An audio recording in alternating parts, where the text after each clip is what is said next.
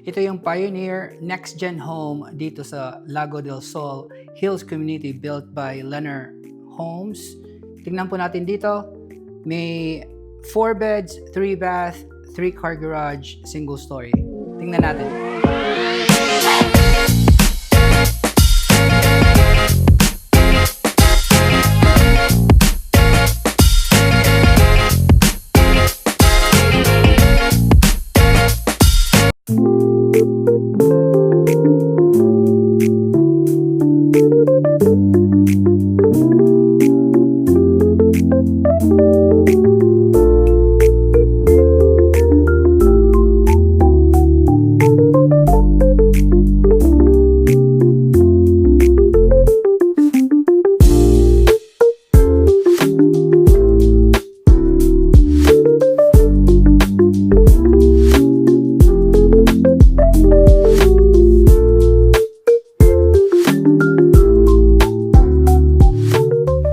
Kumusta mga kabayan? Kung bago kayo sa channel na ito, ang ginagawa ko ay tinutur ko kayo sa iba't ibang bagong tayong communities at model homes sa iba't ibang parte ng Las Vegas at Henderson. Kaya kung interesado kayo sa mga bagong bahay o nagbabalak kayong lumipat, bumili o magbenta ng property dito sa Las Vegas, huwag kalimutang mag-subscribe, like this video at i-hit nyo na rin ang notification bell para updated kayo sa real estate market dito.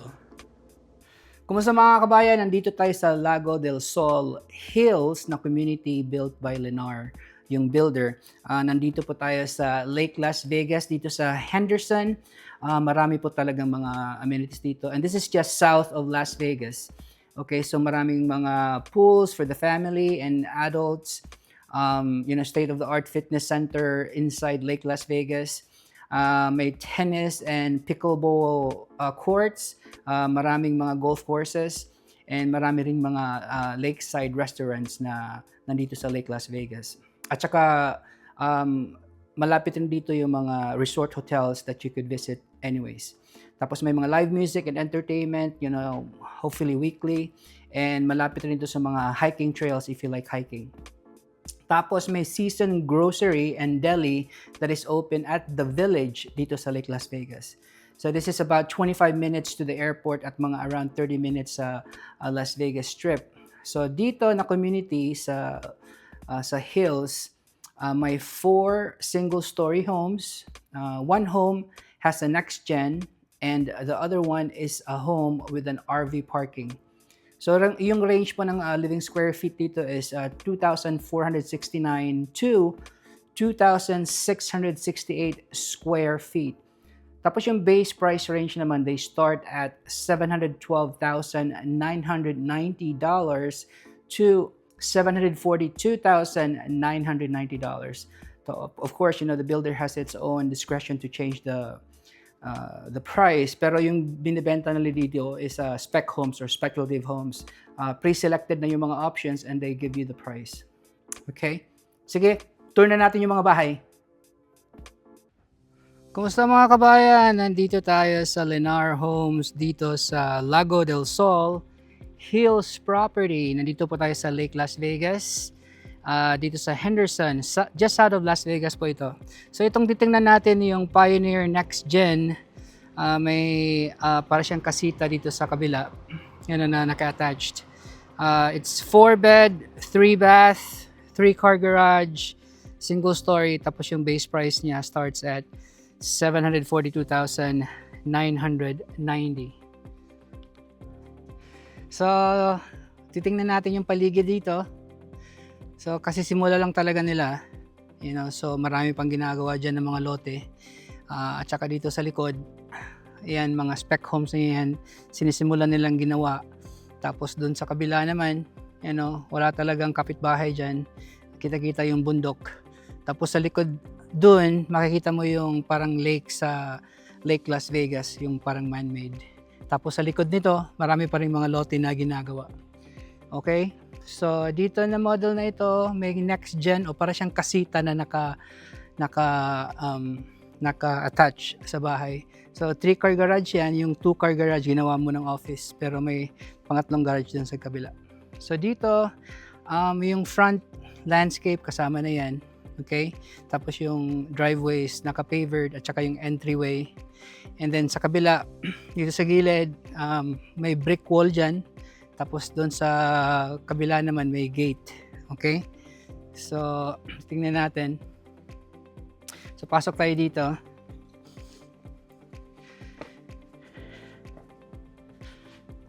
So, ito yung front door. So, mga kabayan, kung titingin kayo ng mga bagong bahay, mas mabuti na magsama kayo ng agent, gaya ko, or kung sino man. Kasi makakatulong to para pag-negotiate at saka para makakuha kayo ng magandang deal at saka mga incentives. Kasi yung mga salesperson dito, their best interest is to the builder, not to the seller, to the buyer. So, yeah, kung titingin kayo ng mga bagong bahay dito sa Las Vegas, Henderson, let me know, call and text me, and I'll go with you from start to closing. So, dito pagpasok natin, total agad yung first bedroom. Okay? Yung first bedroom, pretty good size. Run, soccer. Di pala score pala, run, score. Soccer ball pala. Tapos, yan, may closet na may sliding door. Okay? So, yung first bedroom natin dyan. Tapos, paglabas natin dito, sa left side niya, ito yung full bath. First full bath natin nakikita. So, ano siya, parang combo tub with a shower. Okay? Tub with shower combo. Tapos, of course, nandyan yung toilet. Tapos, single sink, quartz countertop, light, yung cabinet niya. Wala siyang handles, but it's okay. Nabubuksan pa rin yan. Tapos yung salamin. Tapos yung katabi dyan, ito yung second bedroom. Okay? So yung flooring ng mga bedrooms is carpet. Tapos yung sa main living room is parang tiles na rectangular. So may bintana dyan nakaharap sa front door. Ito yung parang bed niya. I think it's a queen bed or full ba to? Tapos yung closet niya with a sliding door. So again, carpeted yung flooring niya dito. Tapos sa main living room, main living space ay tiles that are rectangular. Okay? So paglabas natin dito, malaki yung hallway. Tapos dito pala sa Lennar na community na dito, gumagawa sila spec homes na or speculative homes. So pre-selected na yung mga options with the builder. And then, magbibigay sila ng price, and then that's where you offer. Yun yung i-offer nyo, yung binibigay na price. So dito tayo sa left, ito yung next gen nila, yung straight ahead.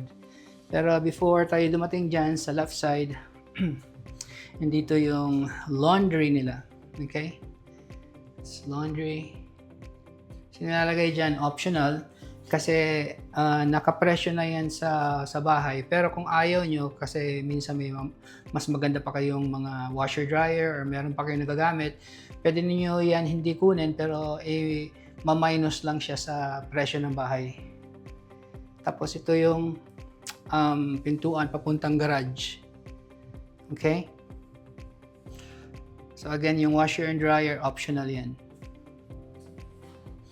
And then dito, pasok tayo sa next gen na home. Para siyang kasita na naka-connect. Okay? So, parang may sarili siyang living room. Nandyan. Tapos may sarili siyang entrance sa labas. So, kung makikita mo dyan, ito yung entrance niya. Ay, parang sira. Pero, yan. May ano dyan, may walkway dyan papunta sa labas. Okay? So may sarili siyang pintuan galing sa labas para hindi na siya pumasok sa main door. Okay? So kung may mga parents kayo na independent pa, dito nakatira, and then or mga anak ba ninyo or pwede nyo iparent, So ito, may kitchenette. Kitchenette is wala siyang stovetop. Okay? So may maliit siya na oven or microwave dyan. May sink, tapos pareho pa rin, maliit lang siya na kitchen, and then may mga cabinetry, white yung cabinetry nila. Tapos yung fridge kasama na yan.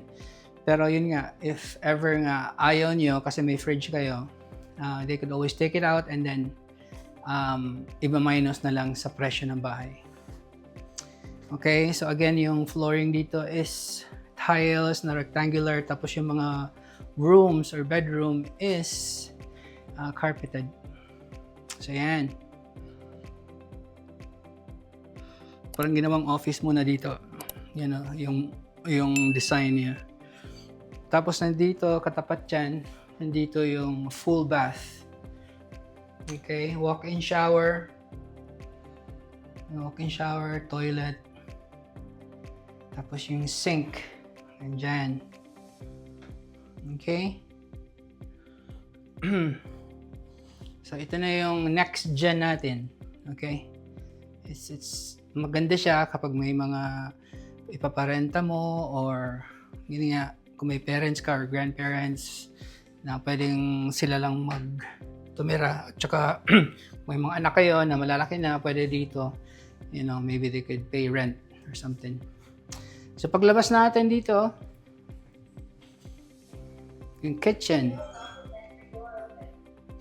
Kasi yung kitchen dito, yung countertop nila is quartz with white cabinets. Wala nga siyang handles but still pwede mo rin yung mabuksan. You know? Tapos ito, pwede mo malagyan ng tawag dito, yung high chair, yung countertop. And then, may additional storage ka pa dito sa baba. Okay? So, malaki yan. So, at least nagagamit talaga yung malaking counter. So, yan. And then, sa kitchen counter, nandyan yung sink. Single sink, stainless steel, tsaka yung faucet. Tapos, may ginawa ng drinking faucet na dyan para sa tap water o para sa inumin. Tapos undermounted yung sink nila na stainless steel. Tapos yung side counter nila, nandyan, same thing, quartz. Pero yung backsplash nila, iba yung design. So yung ibang naman, mga bahay, yung kinukontinue nila yung counter nila sa backsplash. Pero ito, hindi naman iba yung backsplash nila. Maganda rin naman. Tapos ito, you know, I think this is a 42-inch na mga cabinets. Let me see. Malaki rin naman to. It's pretty good. So, yan. Pero ito, hindi to siya soft close. Ayan. Parang dire-diretso siya dyan. Okay. So, again, yung fridge, optional rin yan. You know, pwede mong kunin or hindi. Kung hindi mo kukunin, i-deduct na lang sa presyo ng bahay. Okay, so ito yung kitchen. Tapos of course, yung dishwasher, kasama na yan lahat. At saka yung stovetop, microwave. Okay? Tapos dito tayo, sa tabi naman dyan, yung dining area. Yan yung dining area dyan. Maganda naman yung dining table niya. Kasya mga, yung 8. You know, 4 to 6. Depende sa kalakihan ng lamesa. Tapos sa likod dyan, nandiyon na yung sliding door na malaki. I think that's like an 8x8 na sliding door. 8 feet by 8 feet. So maganda kasi yung view, tuloy-tuloy. You know, tapos may bintana dyan sa gilid. So maliwanag rin siya. Tapos sa harap dyan, ito yung entertainment room. So parang living room nyo, main room. So malaki din siya. Ngayon, yung lagay dito is para yung malaking L section na couch. You can see that. Okay, tapos yung wall niya sa pwede kang maglagay ng mas malaki pa dyan na TV. Okay, tapos tingnan natin dito sa likod, pool size ng yung backyard nila, of course. So, as far as I know, kasali tong paver sa likod. Hindi ko lang alam kung lahat ba dyan, but I know dirt usually. Kapag may covered patio, ito walang covered patio siya eh. Yung baba ng covered patio, usually may pavers na yan. Okay? So, ganito kalaki yung backyard and it's pool size. So, dito tayo. Punta tayo sa master bedroom. Pero ito pala, meron pang storage dito. It's like a pantry para sa kusina. So nasa harap yung pantry. Across the hallway. So dyan. Malaki rin naman. May 4 siya na shelvings. It's good. Tapos dito, yung master bedroom. Pasok natin. Yan. Ganda. Pwede pang lagyan ng konting maliit na couch doon sa gilid. Tapos yung bed dito, California king size na bed. May 2 nightstand na kasya lang. So, pretty good size bed. Okay. So, tapos yung mga wall, usually sa master bedroom, may pre-wire na yan. You know, sa likod. So, nakalagay lang dyan salamin, pero may pre-wire na para sa TV na yan. Okay, tapos dito, sa unahan, ito na yung master bathroom. So, pagpasok natin kaagad sa left side, dito yung toilet. Okay. Tapos, sa tapat niyan, kita natin yung double sink, undermounted sink, quartz countertop, tapos matching na puti na mga cabinets sa bathroom, tapos all throughout na salamin na pareho ng sukat ng counter or ng sink. So usually sa sa style nila, wala na silang medicine cabinet na nakalagay dito sa gilid. So wala na dyan, puro na yan salamin. Okay? And dito sa each room pala, may nakita yung bilog dyan, yun yung fire sprinkler, which is included sa lahat ng mga bagong bahay dito sa Henderson, which is required. Tapos dito, didiretso tayo, separate na tub, tapos yung bintana na sa taas dyan. Okay, tapos yung katabi dyan, yung walk-in shower. So, pwede may maligo dyan, tapos yung isa nag-swimming sa tub. Okay, tapos dito naman sa kaliwa, ito yung walk-in closet nila. Okay, so medyo malaki rin. Kasya yung mga lahat ng damit ni Mrs. at konting damit ni Mr. So, yan. It's pretty good size. Okay. So, ito yung walk-in closet sa loob ng master bathroom ng Pioneer Next Gen Home. So ito na mga kabayan, ito yung Pioneer na Next Gen Home model dito sa Lago del Sol Hills Community, built by Lennar. 2,469 square feet ang living space, 4 bedrooms, including the next gen room, 3 full bath, 3 car garage, single story ito. Tapos yung base price niya, it starts at $742,990. So mga kaibigan, mga kabayan, kung may mga comment kayo, comment lang kayo sa baba. May tanong kayo, you could text or pwede kayo mag-text or tawagan nyo ako sa cellphone ko or pwede rin mag-email and I'll try to answer it as soon as possible. Tapos kapag may mga question kayo, kahit hindi new builds, resale homes, or hindi dito sa Henderson, buong Vegas Valley, Las Vegas, North Las Vegas, and Henderson, let me know. And then I'll help you from start to closing and sagutin ko yung mga tanong niyo. Sige mga kaibigan, sa next tour, God bless and magdasal palagi. Bye-bye. Kung ito na ang hinahanap mong bahay, o gusto mo ng mas maliit, mas malaki, o nasa ibang lokasyon, kahit resale man yan, masaya akong tumulong sa'yo. Call, text, email, o mag-comment ka lang sa baba kung may tanong ka. Nandito lang ako, ready to help. At kung gusto mong updated sa mga bagong tours at tips, huwag kalimutang mag-subscribe. Maraming salamat sa panonood.